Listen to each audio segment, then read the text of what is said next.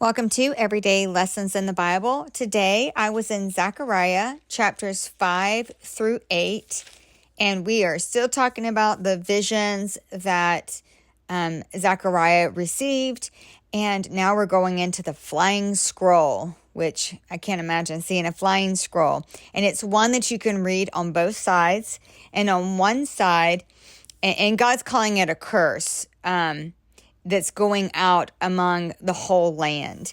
And so on one side, it is for those who steal, and that would be, doing unto others, fought badly, like hurting others, right? And then those who swear falsely by God's name, that would be going against God, right? So you're kind of looking at it from you to God and from you to others, around you. And so he's warning about what that all looks like. And I think we always have to keep that in mind, because the things that we do on earth does affect our relationship with the Lord. So if you treat people badly, that's going to affect your relationship with God. And then it talks about a basket of iniquity, and it's a picture of a woman in a basket, and it's being closed up, and she represents wickedness, and they take the basket to Babylon and make a home for it. So it's kind of like, all the evil is taken to that specific place where it will stay for a time, which kind of makes me think about, just evil in general, like in the end, and how God's going to take, Satan and lock him up for 1,000 years and then release him for a short period of time. Kind of brings me back to that, which we haven't talked about Revelation yet. So, but that is something that I think about, because I have, when you've read Revelation and you come back through the Bible, you see all these different things. And that's why it's so important to read through the Bible, then come back and read through it again, and try to remember some of the things, highlight some of the things that you've read.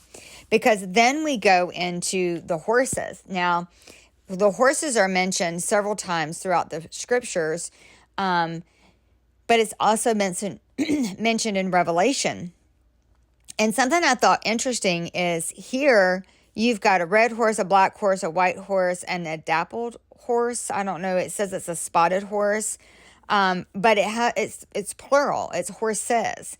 And he says he sends them out, kind of like to send out to the world and report back, and it says they go out with the four winds of heaven, and report back.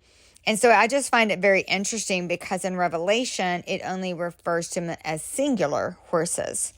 And so like the red horse could mean war and bloodshed, the spirit of wrath. The black horse could mean famine and death. And it says it's for the north country. It goes out to the north country. And then the white horse is like victory and the spirit of peace, which, Jesus is supposed to come back on a white horse. And then the dappled horse is representative of death through judgment, but it also is the south country.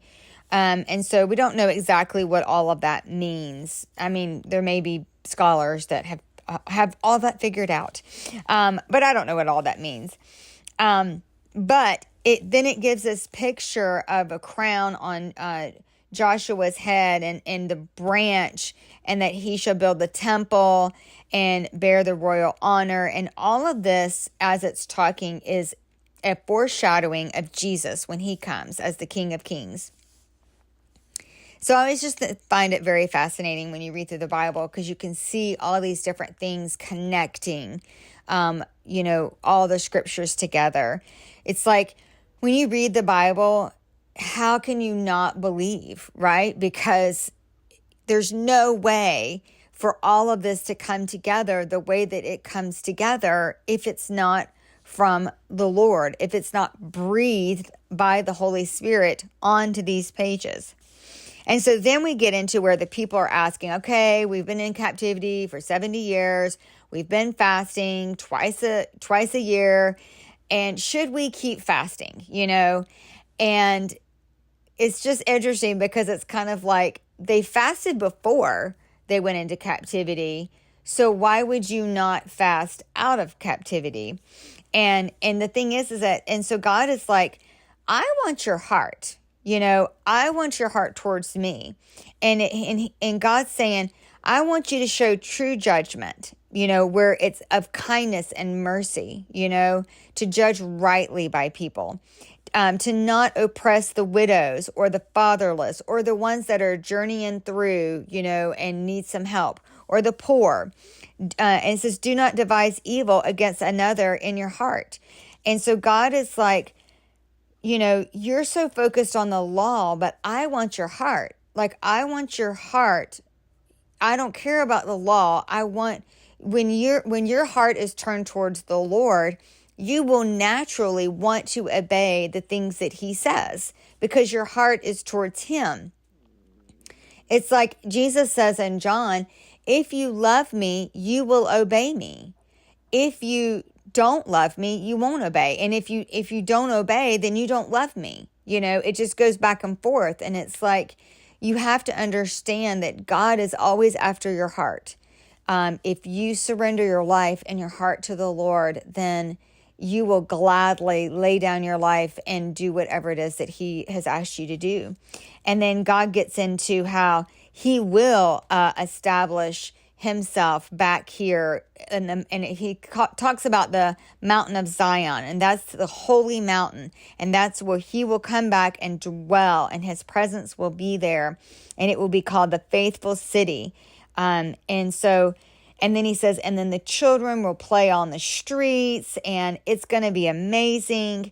He's going to call back all the people to Israel to be a nation, which has already happened. And then he says, and people will journey from all over to want to come there and come see Israel, which has already happened as well. People, they have tours all the time where people come and they visit. And, this 2024 was supposed to be their most prosperous year from all the tourists that were coming, and they were gearing up and preparing for all the tourists that were coming in 2024. But then the war broke out, the end of 2023, and it completely destroyed all of that. So now there's been so much suffering. I mean, I know there's suffering on both sides, but I know for like in Israel, so much suffering because they didn't get any of the revenue from the tourists that were coming in 2024.